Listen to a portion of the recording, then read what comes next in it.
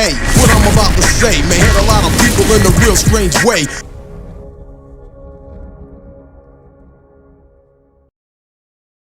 We went out there and got them dressed up in the fugitive suits for the Saucer Bowl. Okay.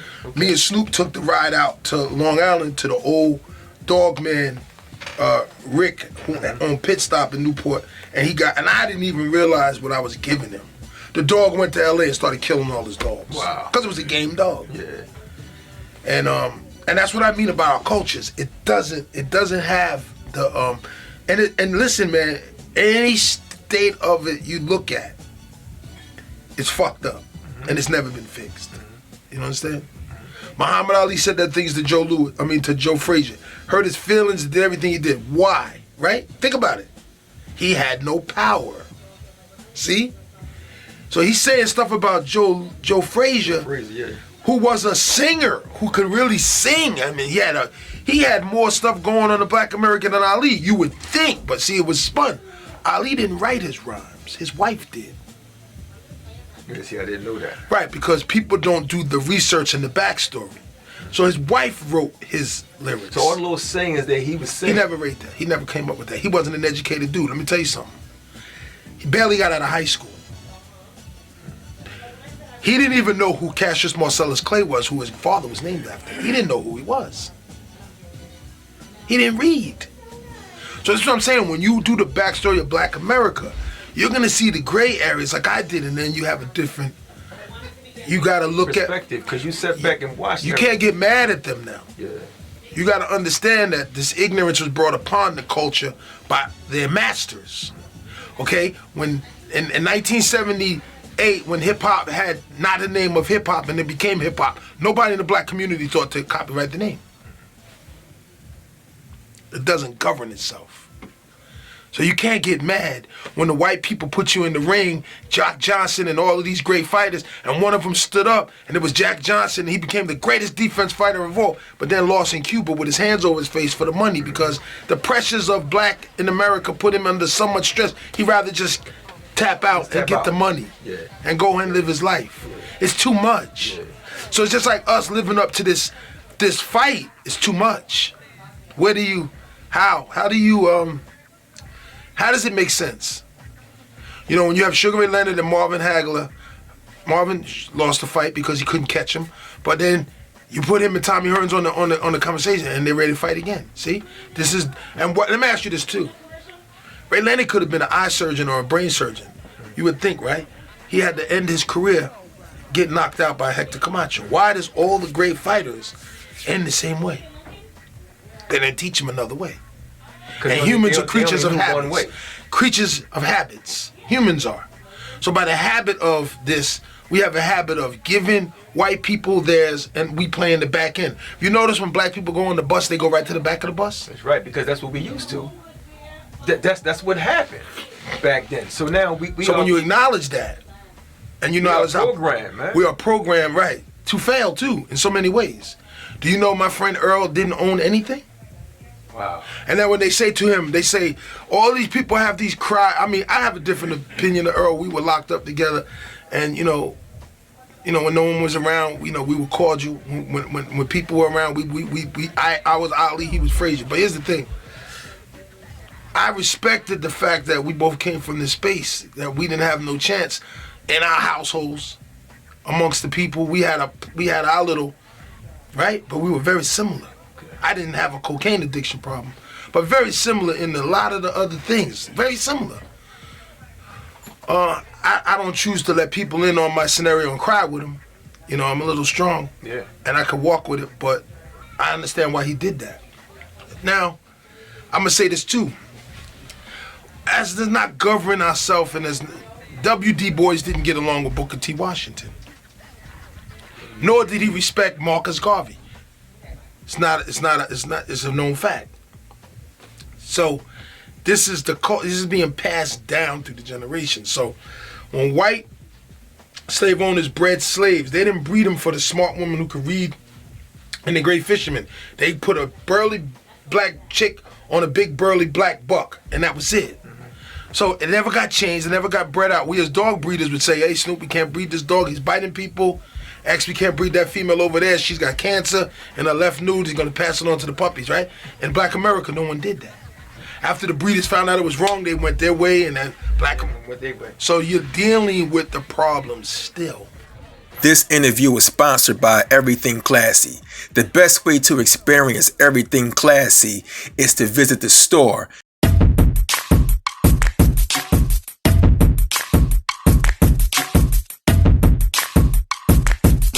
Hello, I'm Erica Milbourne, and I am the owner of Everything Classy, Sweet Soulful Cafe, located here in Millville, New Jersey. Tonight we are celebrating my pre-50th birthday, as well as our pre-grand opening. We are set to open here in May of 2021, and I hope you'll join us when we open. We are located here at 230 North High Street here in Millville, New Jersey. Everything Classy, Sweet Soulful Cafe, right here, downtown Millville High Street is where it's all taking place. A real interesting concept for the everyday consumer, because I don't know too many people who don't like desserts. So what we're doing in a combination of being able to provide those basic delicacies through breakfast, through lunch, we're adding an entree of desserts. We are here for a very important occasion. It is a pre-birthday celebration for one of the most amazing women in the world that I know. Here at Everything Classy, Sweet Soulful Cafe, 230 North High Street, Millville, New Jersey. Y'all need to come on down here and be a part of the great things that are happening, not only in the lives of those who you know, but for us as we celebrate this grand opening. Hopefully sometime in May, but definitely coming sometime soon. So this is what we're doing. Y'all continue to stay tuned, and this is how we're gonna make it happen for you.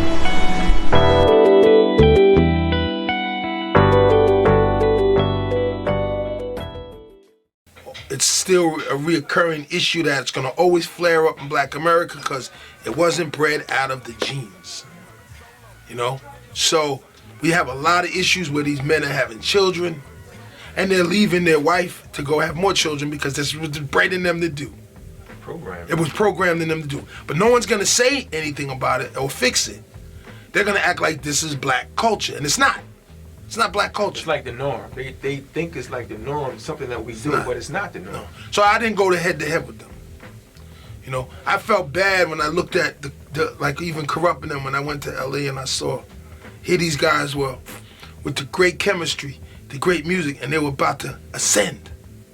And then when I seen what happened, and then I saw the after effect of what happened, it made me reflect again and go, wow, everybody didn't make it. It was only enough for Snoop to become king, Jay, and everybody else. The best thing I did was raise Redman. That was my little boy's heart on him. So you took him under your wing, Redman, because you seen something in him and you wanted to just try. He was just like me in a lot of ways. And the only difference with him, he was younger than me. But I don't know if he was, but I knew what I was doing. I just knew I was putting that all in him. And putting that kind of pressure on him, and now, you know, I want to apologize for it to a degree, because he doesn't have a personal life now. You know, it kind of fucked his personal scenario up. You know, like, and I had to go reiterate to him, you know, 2 weeks ago. Okay, motherfucker, 8 hours, then go home. Now I don't know if I instilled that in him enough, because he can go 16 hours straight, go to sleep, wake up, and he's back on again. But there's no room for his personal life. So, you know, I winded him up too much, you know, and, but, you know, for the most part, we put God first and then everything else second. But, you know, he's got to dial down. You know what I'm saying? Now, let me say this too now. If I would have stayed in X's life too, and Flo Rida, all of these guys, I was around them before they made it, right? And when I look at their situations, I don't see powerful people. I see people being told what to do still. Except for Reggie. Reggie's his own boss. And you would think that, I know you want, let's go back to this. You said X never had nothing. After he sold millions and millions of albums, you said he kind of left with really nothing. He left with nothing. But here's the thing, because black people never had nothing, so the ones that got it weren't gonna part with it. Do you understand? They never had nothing either. Them dudes from the Bronx never had nothing. They were coming from an FOI standpoint, like my god brother. But here's the thing. Are you gonna part? You gonna give them some of your label? Now, everybody loves them, but let's talk about that. Are you gonna give them part of that? Yeah. Did you? Everybody's crying, everybody has these, but let's go deep into it. Did you give him, it was his friend Swiss, you love him so much, did you make sure you get some of the label? That'd be your uncles. Were you voices in that? So, another thing too, and did God deliver him from his disease? You can pray all you want. Did God deliver you? See? These are the things you gotta ask yourself, and nobody wants to have these conversations. Right. This is an uncomfortable subject when you get deep into that, right? But, okay, we live and we learn.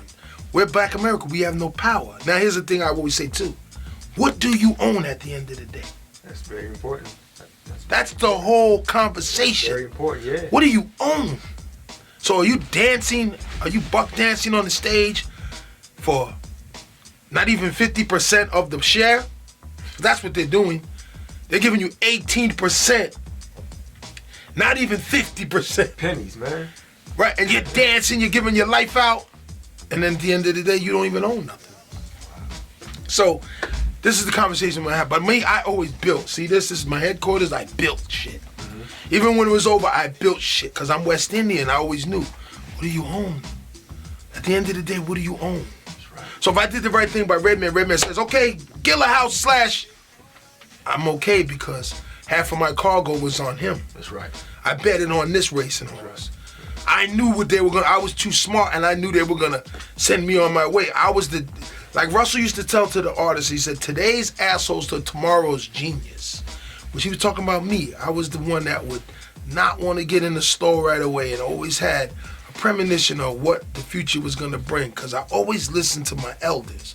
And I always watched life from their standpoint, and I saw the struggles they had. And it was all because of non-ownership. No pride of ownership brought on all of these, this misery scenario. And it's still miserable, you know what I'm saying?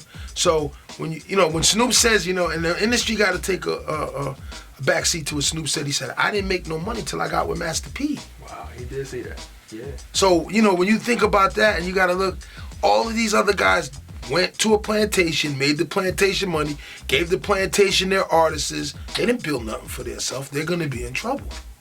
Because it's not going to ever go back to that day again. It's never going to be that again. If you don't own nothing by now, it's over. It's over. Especially at 40 or 50. It's over. You can't reproduce the will. It's just like a boxing match. You can't win a fight unless you got a knockout blow and you got 4 angels on your side and guard and knock somebody out in the 12th round. I'm not saying it didn't happen. That these things happen. There's freak of natures that happen. But humans are creatures of habits. The habits you create for yourself are the habits. The guy that gets in a fight and he winds up in the corner, he's going to end the fight in the corner. A guy that stands up and fights the whole fight is going to fight in the middle of the ring. Toe to toe. Toe to toe. If you got that habit, right? So, these guys that don't own anything. And think about it. How did you make all that money and you don't own anything? That's kind of unbelievable, though. But it's true, because you never was taught to have anything. You never was disciplined to have anything. And think about it. When you first got your hands on a cup of money, you fucked it up. Yeah. Till you learned how to handle manage it. That's right. Right. So it's just like if you never had anything, you're gonna fuck it up. Right? So a lot of these people have those opportunities and had these, had this opportunity and thought they were gonna do things and they could have changed their life, but you couldn't change no one's life. You can't change your own. You can't. If you weren't taught how to be disciplined, one thing I gave Reggie, I gave him discipline. He was around boxers. He saw that and he applied that to his rap shit. He applied the same ideologies that boxers have into his rap shit. He eats right, he sleeps right. He doesn't throw he's not sexually all around the place. All around, yeah. He's throwing himself around. He's not doing that. He knew better. He knew better than that. And we wasn't having that. And he's very grounded and disciplined. He could be by himself. He don't need nobody around him. He could record himself. He don't need an engineer. Yeah. Nobody outworks him. So this is the successful Armada now. Now he comes back into fold with my son the same way. He's a workaholic too. I don't know if he's as intense as Reggie is, but he's intense also. And Reggie will have him, you know. If anybody goes with Reggie, it'll be Young Wolf because he's as focused in, or Reggie don't want to waste time. Yeah, right, exactly. you know, Energized, right. And I just say that to say this. When I look at the landscape of hip hop, it's not changed because it never got fixed. The white folks are still, even though they don't own it, they're still trying to own it. My boy X was going back to Def Jam without Rough Riders. No, where was the money? See? That's what I'm saying. Without them. He had to go, well, how would he have got the bag without them if he went into the same scenario he went in with them? Common sense. No one's going to say this, though. They're all going to play pity party, and that's what black people do. They come together in tragedy. They don't come together when it's conflict. They come together in tragedy. Tragedy brings everybody together in the black community. Right. Funerals, everybody's heads it's down. Sad. It's sad, man. No, it's programmed. Yeah. But I'm way ahead of that. You know what I'm saying? I gave him his flowers when he was here. You outsold everybody at Def Jam, you know, while he was here. But I would have made sure he had something. Maybe would have been the incentive if he would have had something. Maybe he wouldn't have got it. I don't know if it's the case, but we could have tried. And then when you look at the kids now and everybody's running around, it's like a circus now. How are people going to take care of children? Where's the money going to go? How much? It's not. This shouldn't have been something that is out in the open. It should have been something that was already taken care of. You know what, Solo, with this record label stuff, man, that we're talking about, it's like the companies, they know how to take the money from the artists that you guys make and put it in their own family and send their children to school. Right. Send their children's children to school. It's like a generation. It's a generational with us, curse. Yeah. We can't get it right. Like you said, we programmed with this thing, and then when we do lose, when we gain all this money, we don't keep it. It just goes like Black Rob, rest in peace, Black Rob. You know, yeah, that was shame. With the funeral thing. And I didn't even hear the vocals. You couldn't even hear the funeral. There was no sound. But when his record played, the sound was on. It's like I say that to say this. I'm not saying like that was done on purpose, but it was ironic how his record was playing on the broadcast, and you heard the record, but when the preacher was preaching the funeral, you couldn't hear it. But you heard the record. So somebody's getting publishing. It wasn't him. Wow. You know what I'm saying? So you have all of these scenarios going on. What's hard about getting publishing? Like, why when an artist gets signed, why can't they have their publishing? Why so hard to get I met Norman Whitfield. Norman Whitfield was a mentor of mine that I met in L.A. when I got signed to Death Row, and I sat down with Norman Whitfield for about 7 days, and Norman Whitfield broke down to me how Motown was built. And I was like, how do you know? And he just, you know, he was one of the premier songwriters at Motown. And I got the MCI board he gave me before he died, and I just, he was telling me about how Sam Cooke was the first guy that had his publishing and wound up dead. It was like a, thing that they don't want you to have ownership. Get it, we're going to kill you, basically. I don't know any who. ownership. They didn't like it. Wow. Wow. They didn't like it. They didn't like them owning anything. It's just like, okay, so let's go back to this. It's a 360-degree circle, right? And Russell said, today's asshole's tomorrow's genius. I was today's asshole, but I was tomorrow's genius. I knew. And I hid. I stayed out of the limelight. I just rebuilt all my people, quietly, like the Chinese did. I learned from Chinese philosophy how they took their freedom back from Japan. Yeah. Quietly, they just played. They thought they were doing a play and they were doing kung fu and took their shit back. So what happened was, in this scenario with, it was just ironic, man, how nobody saw this shit coming. So they all embraced those people that they weren't supposed to embrace. They were supposed to actually figure, a lawyer was supposed to tell them what it was, and no one told them nothing. So it's like a generational curse. None of them own nothing. Even if you do own it right now, what does it entail? The entail is how you did it, what you're known for. Right. So if you're known for putting these people out and they're not where they at, the leader takes the blame for it. It has to be on the leader's head. That's why Dr. Dre gets a proposal, because all the people that Dr. Dre put, well, anyway, him and Snoop, the other ones when he had to leave, I can't say Dr. Dre's responsible for the ones when he left, because when he left to create a new scenario. Eminem's where he's at, Snoop's where he's at. I'm not saying that, and Dre's where he's at. Them are the ones. Yeah, the only three. We got to clap for Dre and be like, well, you led them, and you were the quarterback, and they were successful. Now, the other guys that weren't successful with this scenario, it is what it is. You got to look at it for what it is. It is what it is. But it can't be, because their work ethic, they was good lyricists. Corrupt was nice. Daz was nice. Nate Dogg, rest in peace. Oh, Nate Dogg. But see, here's the thing with Nate. Nate was my friend. Nate was a good friend of mine. I would be with Nate a lot, and me and Nate would always do things together. And, Nate's family comes from that real church background. So they were not going to celebrate his gangster success, and that crushed him. Okay. So he drank and smoked till he died. Wow. This is a true, that's what I'm saying. When you're up and close and you're paying attention from inside. Okay, let me tell you, when Snoop was going for the murder charge, I remember I sat in Snoop's house, and everybody was telling Snoop all kind of advice about the case.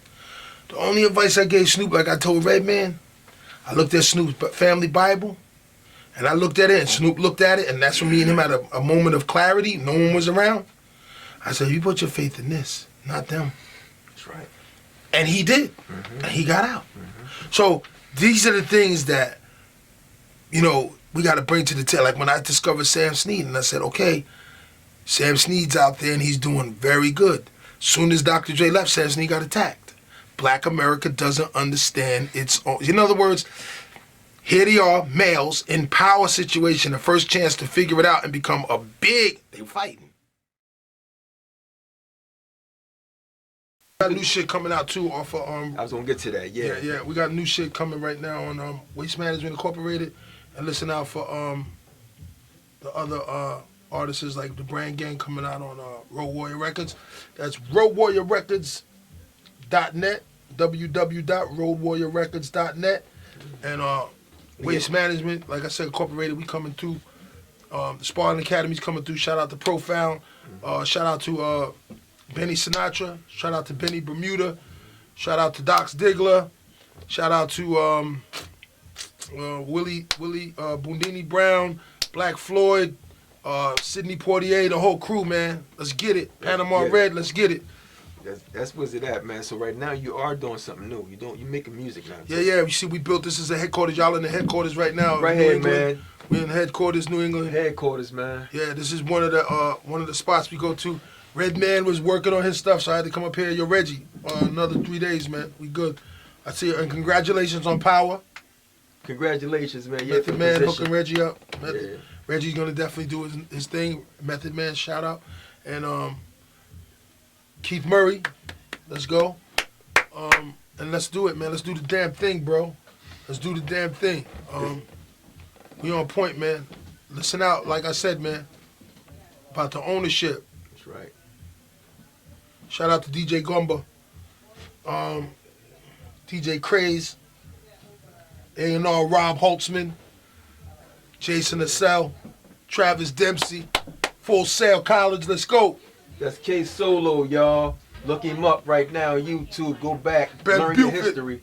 K Solo, the man. Green Hit Lantern. Squad, you know what I mean? Affiliation. Alchemist. EPMD. Everybody. Das EFX. Das EFX. Keith Murray, Redman, the whole gang. Peace out, A Vision. DJ Scratch. My video guy, Triz, Donnie Raw.